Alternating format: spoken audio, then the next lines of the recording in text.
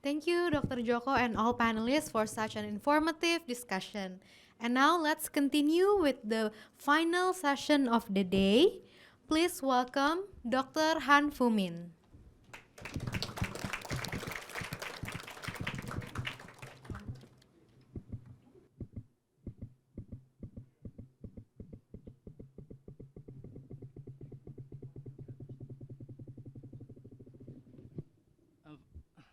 First of all, very good afternoon.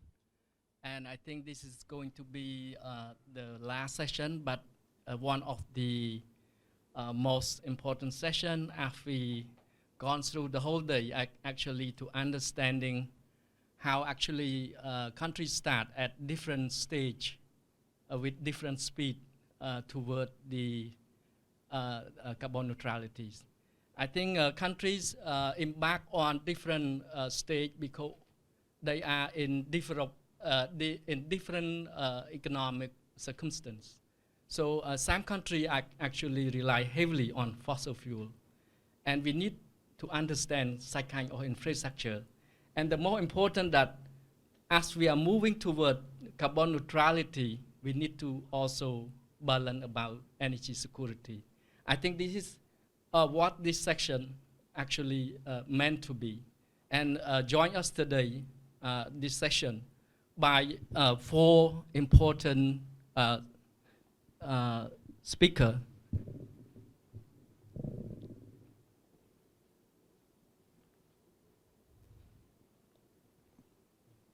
The first speaker will be Professor Jun Arima. He is the Senior Policy Fellow from Economic Research Institute for ASEAN and East Asia. Please come to the stage, Professor. And I think we also very delighted to have Director Cecilia Tam. She's a team leader from the Clean Energy Finance and Investment Mobilization from OECD.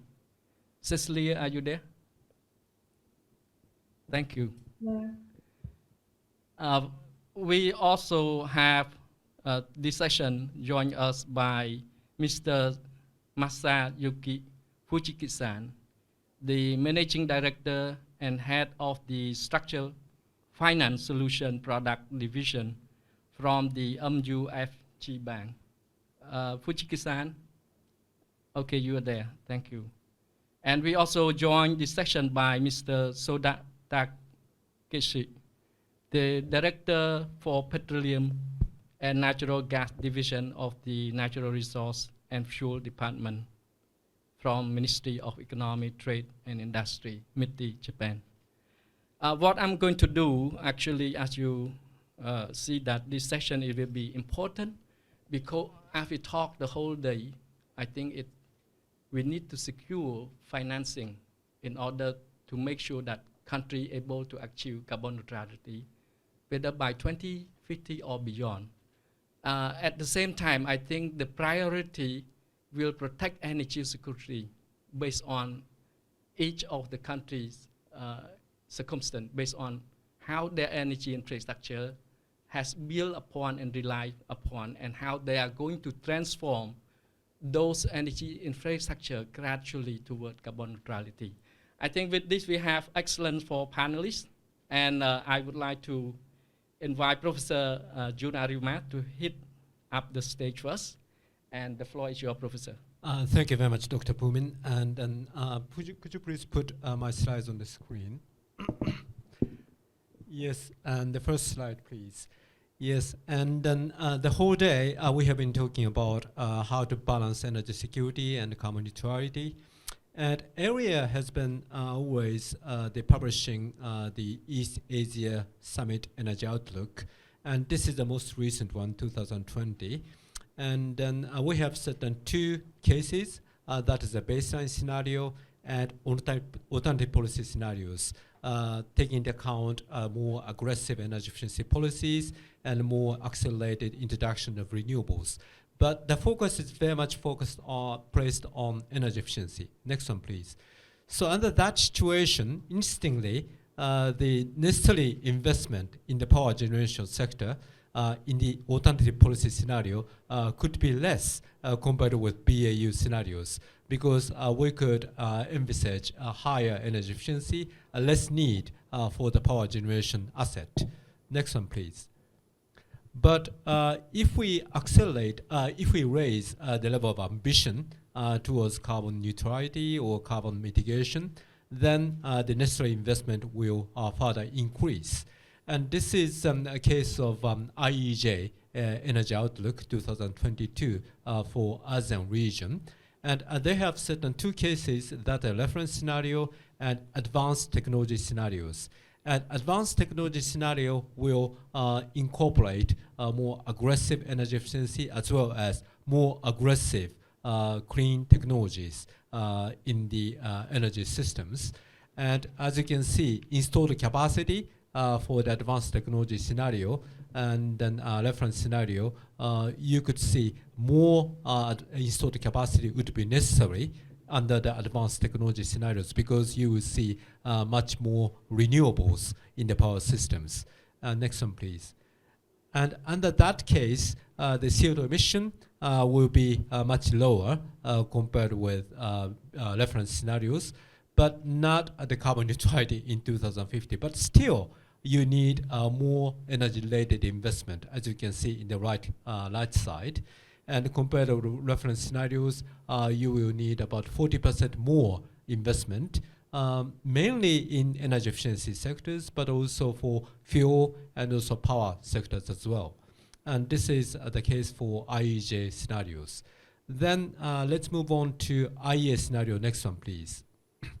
The IEA is always publishing Energy Outlook, and they said the two scenarios, that is steps, incorporating the current target and the current policies based on the NDCs, and SDS, Sustainable Development Scenario, that is more, how can I say, consistent scenario with Paris Agreement, well below 2 degrees Celsius target. Under that scenario, power generation mix, as you can see, we will see significantly less penetration of fossil fuels. It will become almost zero, while you will see significant increase of renewables, such as solar, wind, and other renewables, as well as nuclear. So under that case, next one, please. This is the only the case for power sector investment, but you can see in the steps in the right column, the annual necessary investment under steps is between, say, 60 and 90 billion US dollars, while the necessary investment from 2026 to 30 annually under SDS, you will need 150 billion US dollars, so almost double. And that 150 billion US dollar is 5 times more than the historical investment in 2021. So it is not the peanut, it is a very much expensive shopping. So now let's move on to our scenarios. Please go to the next. Yes, these two slides, this one and next one, I have already presented in my scene setting presentation. That is, the outcome of ERIA IEJ technology optimization scenarios, assuming that ASEAN region will achieve 2060 carbon neutrality. And under that case, please go to next. And next, please. Under that case, the necessary investment for energy system as a whole will be much higher compared with baseline scenario under net zero emission scenarios in 2060.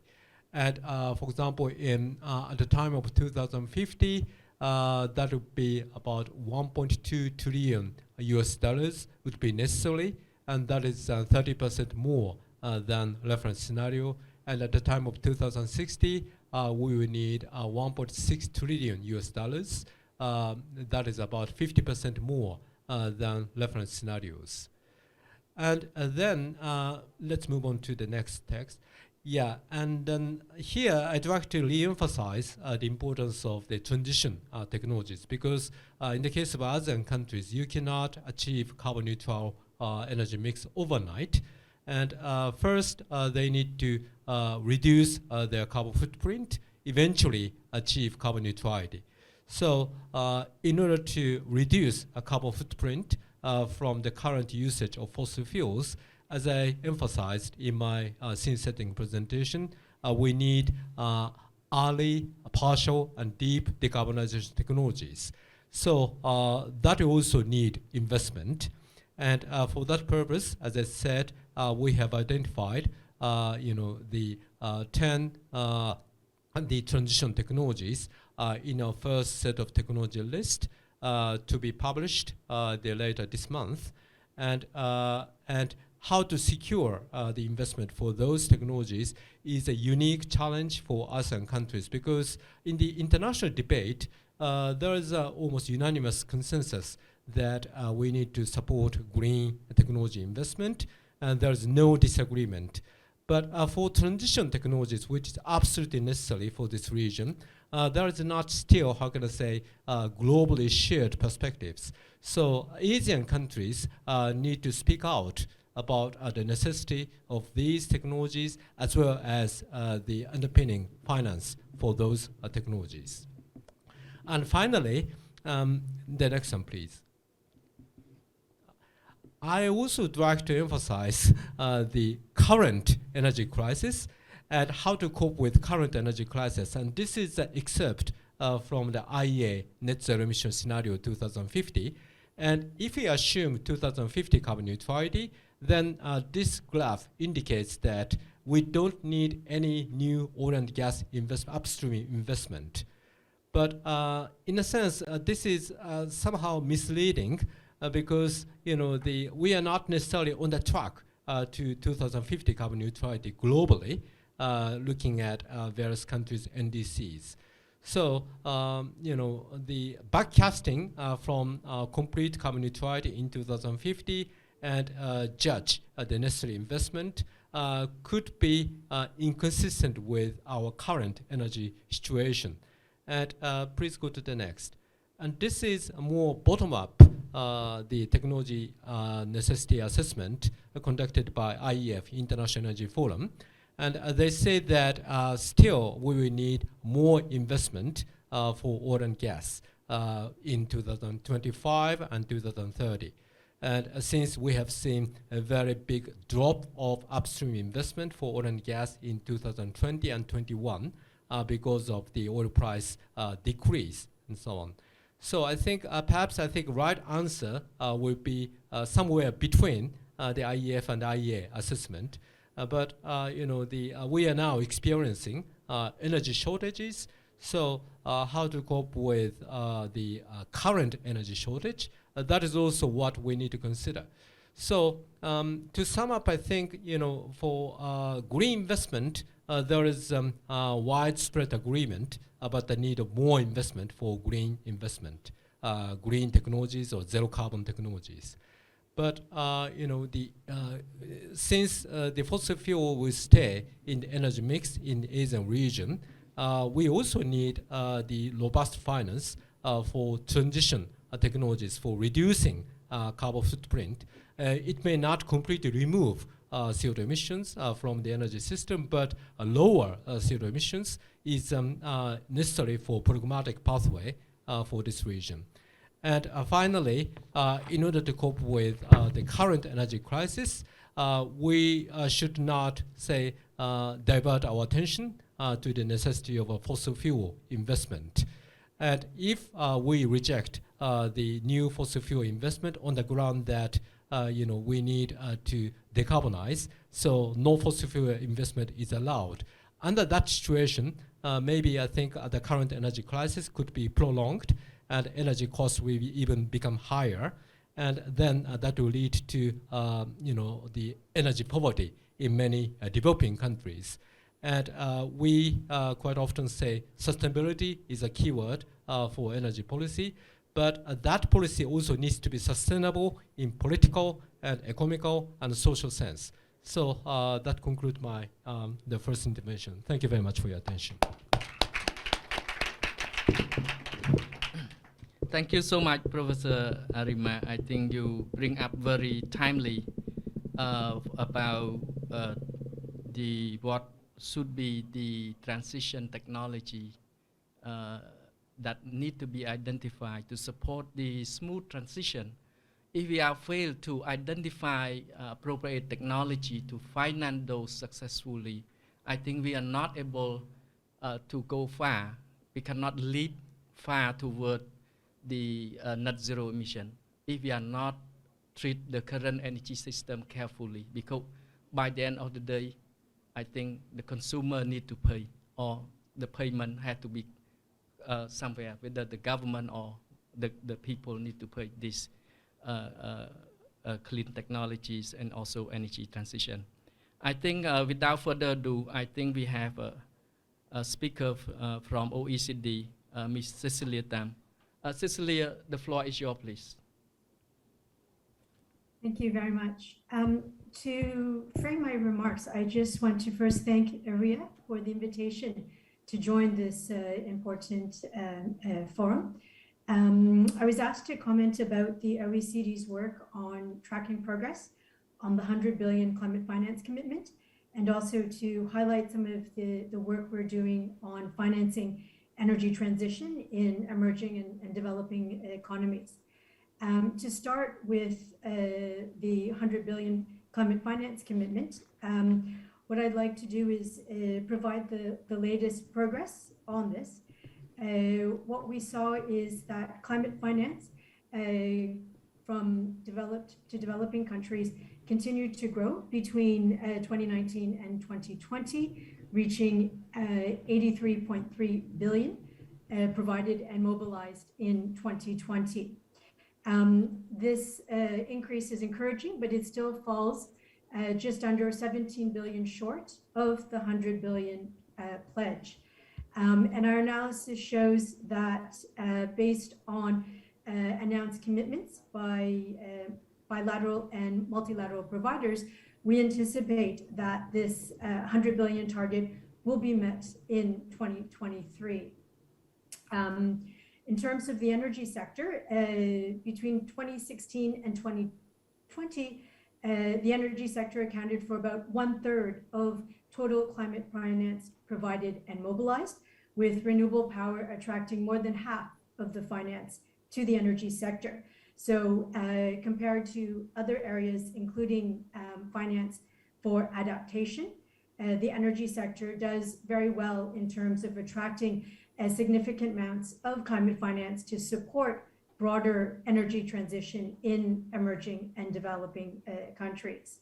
And the OECD believes that delivering on the 100 billion goal as soon as possible is critical to encourage and enable emerging and developing economies to accelerate their efforts to meet goals of sustainable development, but also the Paris Agreement. However, as was outlined by Dr. Arima, given the large amounts that need to be invested, climate finance will not be enough to meet the transition goals.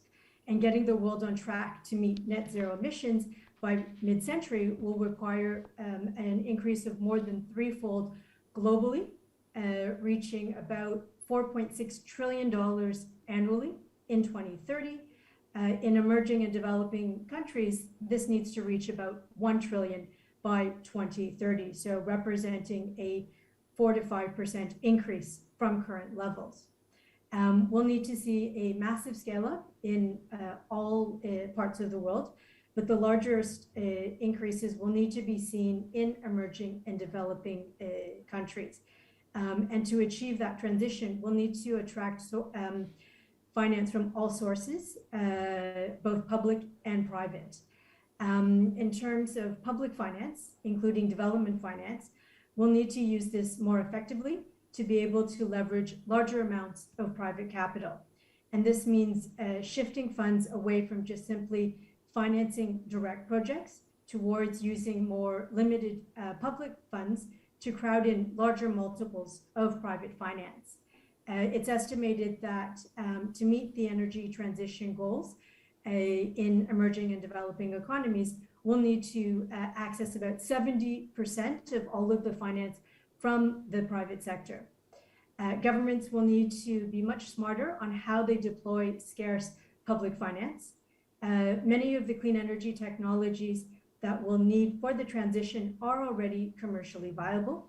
The remaining hurdles to investment can often be overcome with relatively limited intervention from the public sector by providing the right policy environments and just enough public finance to de-risk investments. And here, blended finance, or the strategic use of development finance for the mobilization of additional finance towards sustainable development in developing countries, can really help to establish and scale investments in clean energy technologies in emerging and developing economies.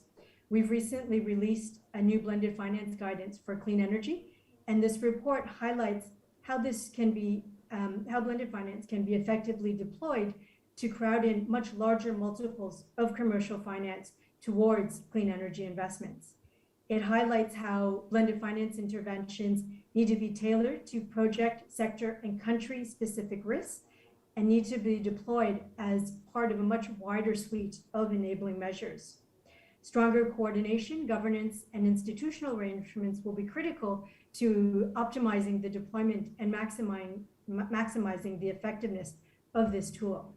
While blended finance can help to mobilize private capital, it is not the only solution and needs to be accompanied by strong country leadership in setting clear targets for decarbonization, support for strong regulatory frameworks that send the markets the right signal for investment. OECD countries can also assist emerging and developing economies in designing and implementing effective policy choices through supporting capacity building and sharing experiences and lessons learned in their own transitions, both successes and failures. Finally, raising adequate capital to finance the transition will require early and regular dialogue with the private sector, as they will be supplying the lion's share of the finance needed to achieve a net zero transition. These investors require risk-adjusted returns, and enhanced dialogue with the private sector can help governments put in place the right enabling frameworks that will allow finance to flow. Thank you very much.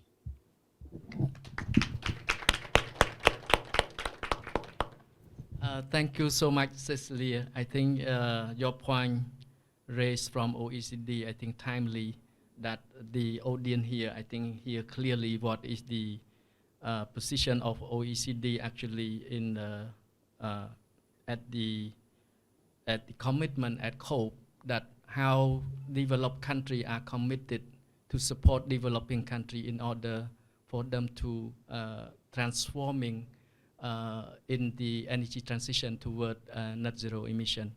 And it's important also that Cecilia highlight about there is a need of cooperation in terms of improve institution regulation to attract financing, because this will need large financing for the energy transition. And thank you so much, Cecilia, for bringing up all this point at this time. We will come back to you after this. Without further ado, I will go for inviting Mr. Masayuki Fujiki-san. You will hear his perspective from the banking sectors, how the capital market need to be mobilized, how their perspective in terms of supporting the energy transition. Without further ado, Fujiki-san, the floor is yours, please. Thank you. Thank you very much. Can you hear me? Yep. Okay. Let me quickly go through my presentation material. Could you please prepare my presentation? Thank you very much. Next page, please. Thank you. So Dr. Forming, thank you very much for the introduction. Hello, everyone. I'm Masa Fujiki, Head of Structural Finance stationed in Tokyo. And thank you very much for inviting me to this session. So today, let me quickly share our view as to how we secure the investments into carbon neutrality and energy security from the private sector financial perspective. First of all, let me spend 2 minutes to introduce who we are. MUFG is one of the largest financial institutions in Japan, with extensive global network, particularly in Asia, with our partner banks, including Krungsri Bank in Thailand and Bank Danamon in Indonesia. And we are quite active in project finance area as well. We have 300 dedicated professionals in Tokyo, London, New York, Sydney, Singapore, and Hong Kong. We are now focusing more on renewables, including solar, onshore wind, and offshore wind projects. MUFG is also active in ESG and carbon neutrality area. On top of the execution of a wider range of ESG-related transactions, we are seeking opportunities for new technology, such as hydrogen, ammonia, sustainable aviation fuel, battery storage, and CCS/CCUS. We are also leading the medium and long-term initiative to establish the framework to support transition finance, particularly in Asia. Next page, please. As Mr. Tam, OECD explains, significant amount of investment is necessary to achieve energy transition. Then what is necessary to attract private sector funding to achieve energy transition and carbon neutrality? As you can see in the bar chart right-hand side, towards 2050, less and less reliance on fossil fuels and more on the renewables and new technology, as Professor Arim explained in his session. Then how we secure the funding from private sector into these areas? Private sector is very keen to invest and contribute to the net zero, but at the same time, very, very conservative. I believe the first step is each country to declare the carbon neutrality and set clear strategy and pathway to net zero. This is very important first step. Then the next step is to establish the framework to support investments, including taxonomy and guideline, particularly in Asia. As you know, Asia is very unique. Each country is in a different stage of economic development, and I believe just importing Western taxonomy into Asia doesn't work. So we need to set the specific framework to support transition in Asia, and such framework, together with each country's net zero pathway, need to be acknowledged globally, so that the global investors and financiers are confident of their investments into these sectors. Next page, please. Now, let me quickly go through what risk items we, as a private financier, is looking at when we consider the financing. The first item is a sponsor risk, 3 pillars. We are checking sponsors' commitment to the project, financial capability, and operational capability to complete the project successfully. Then second item is construction risk. An appropriate track record and history of EPC contractor, adequate construction period, budgeting, and reserves. These are very important. For example, recently many projects are suffering from the construction delays due to COVID-19 and the geopolitical issues. Difficulty to secure the laborers and huge increase in raw material to complete construction. Third, technology risk. Basically, the private sector doesn't like the cutting-edge new technology. Rather, we like proven technology. However, in order to promote investment into net zero new technology, we need to see risk mitigation such as government involvement and support, particularly to early stage technology. Other than this, we need to see the quality operator of the project, stable cash flow from sound off-takers, framework to support transition, as I mentioned, and the mitigation to country risk. Finally, in order to secure the investment from private sector, the appropriate risk sharing between public and private is a key. Particularly for early stage technology, appropriate risk mitigation from the public sector will be critically important so the private sector can test the water. Once private sector is confident, then I'm pretty much sure the investment into this area will be increased rapidly. I'll stop here. Thank you very much. Back to you, Dr. Fomi.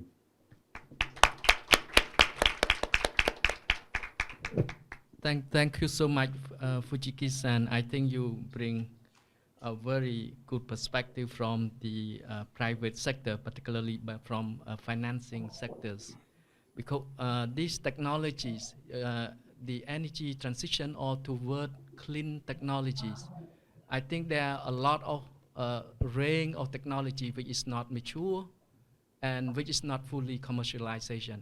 So as Fujikisan's highlight, it's from the banking perspective to get those technology roll out faster, including CCUS, hydrogen and ammonia.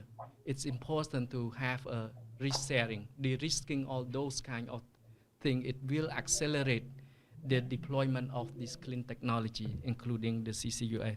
And thank you so much, Fujiki-san, to bring up that and also highlight about what perspective from private sector that they want to see strong regulation to support those kind of rollout of technologies. That excellent. I think we will come back to you. We also have Soda-san from his have great experience in dealing with many years in MIDI. I think we also want to hear his perspective in terms of how the government perspective, how they are positioned to support energy transition and financing all this kind of thing, which is relevant and practical in, I hope that that will be practical for ASEAN context as well as for many developing countries. I think without further ado, I would like to invite Soda-san. The floor is yours, please. Thank you, Humi-san. Firstly, I'd like to thank the organizers of this excellent forum, especially ERIA, ERIN, and the Ministry of Mines and Energy, Cambodia, collaboration with ASEAN Energy Business Forum. I have in charge not only oil and gas policy of Japan, but also since last year, I have been intensively involved in Asia Energy Transition Initiative, we call ATI, which is the Japan's initiative to support energy transition in Asia throughout financial support, technology support, and human resource support. As people mentioned that Ukraine crisis will be a turning point in the debate, which had been mainly focused on climate change, and energy security has become a major agenda as a prerequisite for addressing climate change. Now, to ensure energy security, the world has entered in a fierce struggle over energy supply, which has made energy prices extremely high, especially since the Ukraine crisis. In particular, European countries have been playing a central role in this struggle. In their Repower EU plan, which is EU's energy policy in order to reduce their dependence on Russia, EU decided to import additional 37 million tons of LNG per year to replace Russian energy. As a result of this severe competition for LNG, developing countries have become unable to purchase LNG and have reverted to coal power plants, which led them to more difficult situation to enhance further climate actions. In perspectives of the supply shortage and price hike, we would like to emphasize the importance of upstream investments. Not to mention, upstream investment is essential to control energy price and to secure the necessary amount of energy in the future. The importance of LNG was confirmed at the G7 Extraordinary Energy Ministerial Meeting held in March, and this was also confirmed in the G7 Leaders Communique in June. We believe that LNG investment will protect the security of not only developed countries, but also of Asia. And we believe that LNG investment will contribute to achieve balances among climate action, economic growth, and energy security simultaneously. However, under these circumstances, I feel that the G20 meeting held recently revealed the gap between developed countries and developing countries in terms of implementation of their ambitions for climate change. Developed countries must understand the realities of developing countries and think carefully about the message from developing countries. In developing countries, especially in Asia, It is difficult to meet the growing demand only by renewable energy in order to achieve climate actions and economic growth. Japan has been working to support realistic transitions in developing countries, especially in Asia, by launching 80 since last year. Japan has concluded MOU with Indonesia, Thailand, and Singapore to strengthen collaboration to accelerate their energy transitions. In addition, we are now in the process of launching partnership and strengthening cooperation with India, Vietnam, and Philippines, Brunei, and other Asian countries. Furthermore, Professor Arima mentioned ERIA and the Institute of Energy Economics of Japan, IEEJ, have been collaborating to develop a roadmap towards carbon neutrality with ASEAN governments. In addition, under the 80, we have already committed $10 billion financial support for projects in the area of renewable energy, energy conservation, hydrogen, ammonia, LNG, CCUS, and other transition technology areas. Lastly, I'd like to introduce the Asia Green Growth Partnership Minister Meeting, AGGPM, and LNG Producer Consumer Conference, and Asia CCS Network Forum. All of them will be held in the last week of this September. At the AGGPM, which will be held September 26th, we will discuss the importance of balanced energy transition, which aims to achieve carbon neutrality and green growth while ensuring energy security in the midst of current energy crisis around the world. At the LNG Producer Consumer Conference on September 29th, we will discuss the necessity of reorganizing or rebranding LNG for energy security and for decarbonization, especially under the situation of LNG shortage and price hike. The Asia CCS Network Forum, which we have held on September 30th, will deepen discussions on the creation of common rules and criteria, and also potential project formation for utilizing Asia-wide CCS network. All of these meetings are open to online participation, and we are very looking forward to your active participation.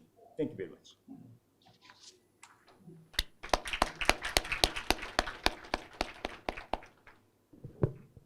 Thank you so much, Soda-san, for your conveying very important message, how actually the government view on that kind of strategies, and how actually the message need to be sent clearly, not to discourage the upstream investment, and in fact to facilitate the investment which could support smoothly for energy transition in Asia, particularly if we globally agree that gas is going to play a critical role to support energy transition, not only Asia, but around the world. If the message not clearly sent to the investor and stakeholder, I think the discouragement of the investment in upstream could in fact distract, could create another difficulty to, for country to embark on smooth energy transition. And thank you so much, Soda-san, for that excellent point. I think we have plenty of time, but we will take up some question.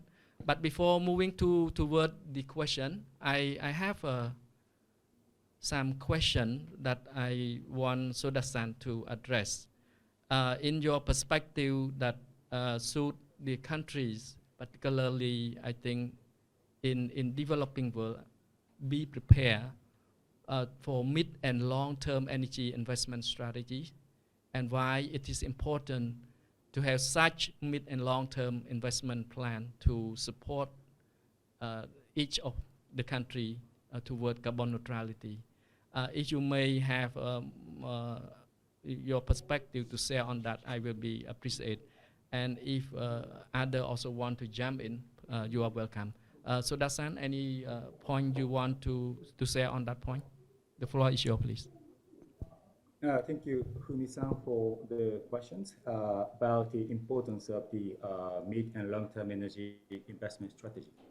Yes, it's true that it is very important to prepare such a mid and long-term energy investment strategy to ensure climate actions and economic growth and energy security simultaneously for carbon neutrality in 2050. This is because not only companies but also investors are making decisions with reference to the mid and long-term investment strategy of each country. METI is following the Asia Transition Finance Study Group discussions, which lead by the private sector's initiatives, such as MFZ, and Fujitsu is one of the member with such kind of discussions. And then there are also arguments among financiers that a country's roadmap towards carbon neutrality is very important for their financial decision, as Mr. Fujitsu mentioned. And in addition to that, Japan would like to support realistic energy transition in Asia by utilizing public finance. And also, the existence of a roadmap is also important for our public financial support. In this way, we believe that realistic roadmap towards carbon neutrality will encourage and also enhance investment in decarbonisation or transition technology in the country. This is why 80, as I mentioned earlier, is supporting the formulation of such a roadmap of each ASEAN country. Thank you very much. Thank you so much, Soda-san. I think this is one of very important perspective from you, and perhaps other may want to jump in, or if anyone want to jump in, because this kind of the strategy for midterm and long term will facilitate investment into these supporting energy transition. Particularly, you need a large financing on these energy infrastructures toward cleaner. If we are going to depend more on fossil fuel in the future, then we need to use fossil fuel more cleanly. At the same time, gradually in more investment into renewable. Of course, there are no disagreement that the whole system need to gradually take on more renewable and clean fuel, including using the fossil fuel more cleanly. That we need to have clear strategy in terms of midterm and long term. Thank you so much, Soda-san, for that point. I also have another question, that we understand that the decarbonization should take at different stage based on each country's economic, social, and political circumstance. In this case, how country could balance between energy investment in fossil fuel during energy transition toward the net zero emission technologies? If Fujiki-san from the banking and Professor Arima from the Research Institute may like to share your view. Fujiki-san, the floor is yours, please. Yeah, thank you. So let me start first. So thank you very much for the question. Very quickly, you're correct. Each country has its own stage of development. For example, some country needs more base load electricity, but other country can expand renewable very, very quickly to achieve net zero. But first of all, it is very important again for each country to declare net zero anyway. Timing may be different. Some countries say by 2050, some may say 2070, it's okay. But anyway, important to set a target and clear pathway. And the important thing is that such pathway should be aspirational, but at the same time realistic. So investors want to see the pragmatic and also realistic pathway. Then, as discussed, risk sharing between public and private is a key to materialize a pathway. Today, I'm very happy to hear the strong commitment and support from the public sector in this panel. And public support, including export credit agencies and multilaterals, to both transition and new technology, particularly in the early stage, is very important so that we can attract more private investment. I'll stop here. Thank you. Thank you so much, Fujiki-san. May I also invite Professor Arima to share on that perspective? Yes, thank you very much. And yes, I think, in Japanese, we have a saying that "Ishoku tarite reisetsu shiru," what means only when basic needs for living are met, can people spare the effort to be polite. So that means, we have a very much, the laudable carbon neutrality goals. Each ASEAN member countries have it. But at the same time, they need to care about affordability of energy supply. So, and then the investment in cleaner technologies are not mutually exclusive with investment for securing current energy needs. And in particular, for fossil fuels, this issue does not limit within ASEAN region. It is more global issues. So I think, in order to sustain the continuous efforts towards zero emission carbon neutrality, even though the target year are different, I think ASEAN countries or Asian countries need to raise their voice about the necessity of the upstream investment, as emphasized by Soda-san. And I think, the energy ministers meeting of the EAS, we are having it on Friday this week. This is a perfect opportunity to raise that message to the global international community. Soda-san said in the G7, the importance of the LNG has been confirmed, but in G20, the message is a bit more blur. They say inclusive investment, including upstream, that's only. It is not as clear a message as the G7 one. So, and partly because European countries tend to take a bit more exclusive position vis-a-vis fossil fuel related investment. But here in the ES, EMM, this is a follow of Asian countries. So we can very much clearly and unequivocally send a message that we need energy security and we need affordable energy. We are pursuing decarbonization efforts, but in order to sustain that efforts, we need to satisfy the current energy needs. So as I said, only when the cost for living is met, then people can afford to be polite. So I think this message should be clearly sent in this very important ministerial occasion. Thank you. Thank you so much, Professor Arima, for bringing up how actually Asia should bring up voice about their own need, about the way that the transition which is suitable for each of the country in Asia.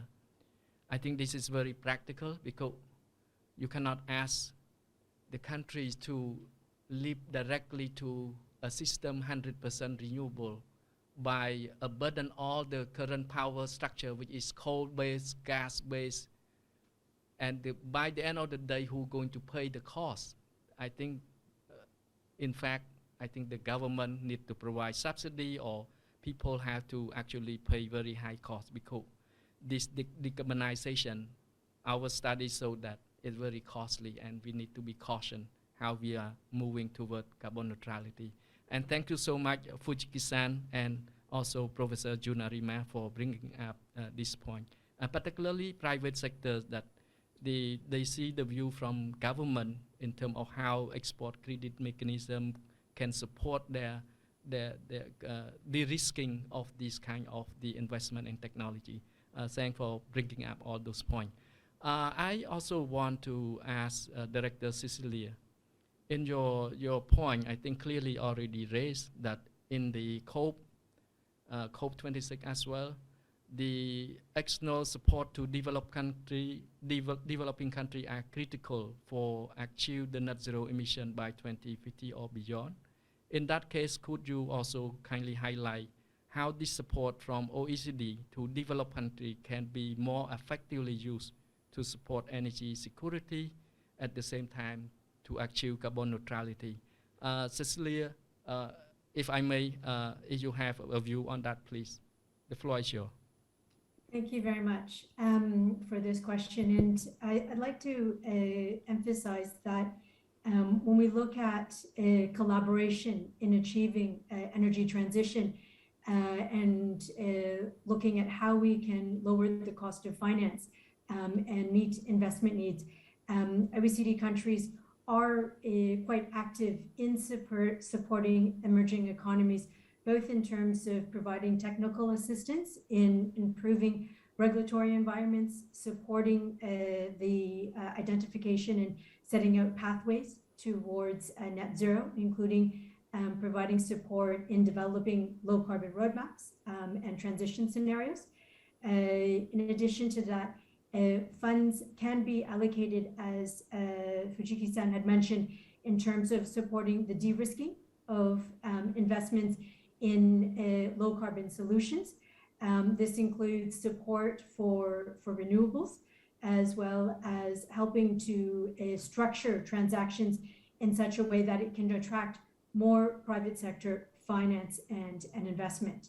And I think the limited public funding needs to go towards more de-risking of projects and move away from direct finance of large projects towards helping to prove concepts of new emerging technologies that have been highlighted here, including things such as energy storage, as well as green hydrogen. I want to stress, though, that we've already seen very good news in terms of the rollout of mature renewable technologies, including solar and wind, as well as biomass technologies. There is, I think, a misconception that these are necessarily expensive technologies. We've actually seen quite a lot of significant progress in the reduction, particularly of solar and wind technologies, and some very good examples of very fast cost reductions in these technologies in emerging Asia as well, with some of the most attractive markets for solar in this part of the world. In newer countries, we can use public money to help structure transactions in such a way that they can pull in larger amounts of private capital, both domestically and from abroad, and hence the need to look at new innovative structures focused on providing guarantees or insurance products that can help really bring in much more private capital, both domestically and from international private capital providers. This can be done through structuring green bonds, which have already proven quite successful in many parts of Asia, including Thailand, Indonesia, in terms of bringing much larger amounts of finance and helping to reduce some of the costs of the transition. Thank you very much.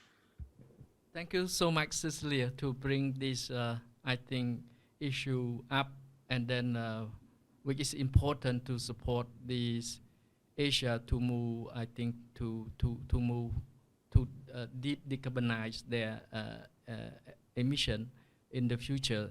At the same time, how actually the mechanism going to support that kind of transition, including that how actually the technology need to be financed specifically in order to reduce the overall cost, particularly the upfront cost of those technology. I think we has been very successful to see in the past, like solar and wind, actually the capital cost is high, but actually now all the overall cost has been reduced drastically. So we believe that the clean technologies like CCUS, clean fuel like ammonia and hydrogen can be, I think, effectively technology-wise can be reused in order to produce those hydrogen, whether it's green or blue hydrogen. I hope that this will work with the international cooperation, the support from OECD to developing countries. Thank you so much, Cecilia, to bring up this issue. I would like to open the question to the audience, and please, if you have any question, raise up your hand. Kimra Sensei, please.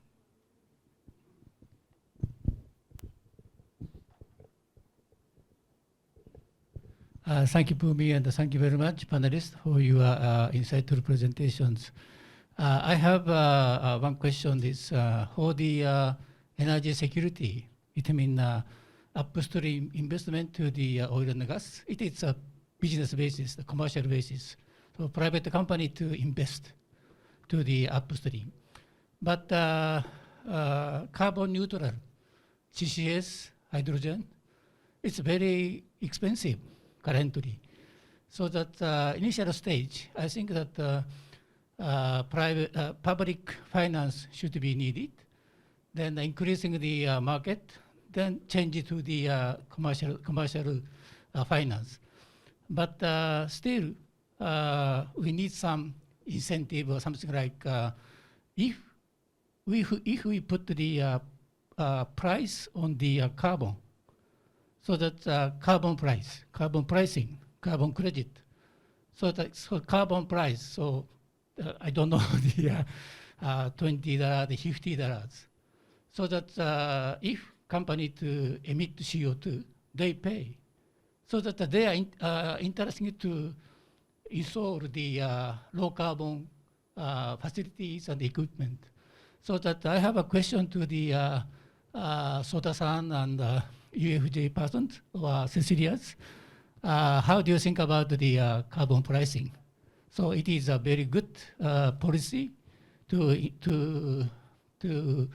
increase the carbon neutral investment or not. So my question is the carbon pricing. How do you think about? Thank you very much.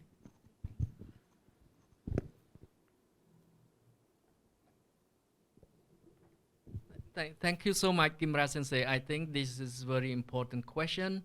And we know that carbon price, one of the instruments that we able to support the new technology that can move up toward commercialization. That is particularly for CCUS, carbon capture, including utilization and storage. But it's important to hear the view from OECD as well as including banking and also from the government. So may I invite Cecilia to have some view and respond how the carbon price can work to support such kind of technology deployment. Thanks very much for the question. And it is very important that we set a carbon prices to attract and provide the right market signals for investors. While we are probably very far from reaching a global consensus on a carbon price, there is already good progress around the world in terms of different countries implementing either a carbon tax and or a carbon trading mechanism to really provide the market with signals. We're also seeing a lot of corporations as well as financial institutions adopting carbon pricing assumptions in their own strategies. And I think this all moves and sends very positive signals that investors, the private sector, are recognizing that we need to be pricing carbon in long-term investment planning, and governments for their own different country circumstances will need to also consider how best to implement carbon pricing or carbon mitigation approaches. And this is some work that the OECD is planning to do. We have a new initiative that will look at different ways countries are addressing carbon mitigation approaches, and will continue to provide a platform for countries to share their experiences in carbon mitigation, either through sending carbon price signals to the market. Thank you very much. Thank you so much, Cecilia, for your excellent point that carbon price is a signal to the whole system, the player, the market, how actually when you impose carbon price, if you are economy, you probably hear that the polluter paying principle, that you pay, so you allow that the emitter to transit, whether if you use coal power plant, you need to pay higher tax in that case, suppose, and then you need to reduce that, you need to use clean technology like CCUS. So this is how this market signal work to simplify that. You at the same time it encourage renewable investment into the entire energy system. But it's also very good to hear if Soda-san may want to add. Soda-san. Thank you, Kima-san, for your question about the carbon pricing in order to, mobilize or finance the such, the current expensive technologies like CCUS or hydrogen.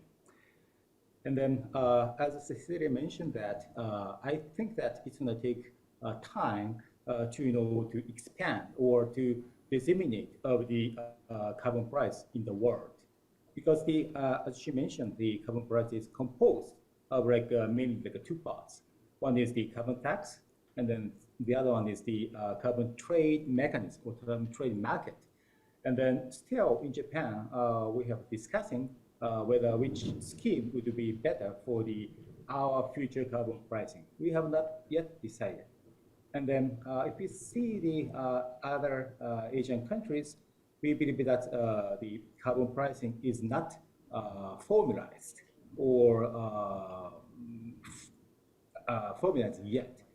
In that sense, until that, the carbon price is prevailing in the world, we government have to support these kind of like new decarbonization or transition technologies such as hydrogen or CCUS by the subsidies or like governmental or financial public support, and also like a cheap finance from the governmental institute organizations such as JBIC or NEXI. So especially for the R&D stage or demonstration stage or technology deployment stage, we have to the support these kind of technology before the carbon pricing has been introduced in Asia or the other world. Thank you. Yeah. Thank you so much, Sudasan. I think this is very relevant and very practical that how this government so far has support in its initiative in terms of carbon price. Particularly in our region, we do not have this carbon trading, but it works in Europe, by the way. So if you have high carbon price, then you will see that new technology actually could be taking up very fast in the market. At the same time, actually allow very kind of transition in Europe. It happened, but not yet in our region. Professor Jun Arima, if you may have some point. Yes, and then carbon price is not limited to carbon tax or emissions trading system. As you know, we have an Article 6 mechanism under the Paris Agreement, and under that mechanism, the carbon credit could be transferred from developing countries, for example, where decarbonization or low carbon projects were conducted, to the investing countries. So I think at the time of the Kyoto Protocol time, even though Japan did not have any carbon tax or emissions trading scheme, still many Japanese companies were engaged in CDM projects. And in a sense, the Article 6 mechanism under the Paris Agreement is a new CDM under the Paris Accord. And if CCS technologies could produce a lot of carbon emission reductions, then that credit could be purchased by Japanese companies aiming at carbon neutrality. So I think this is not black and white. We could still envisage the price on carbon through Article 6 mechanism under the Paris Agreement. That is what I wanted to add. Thank you.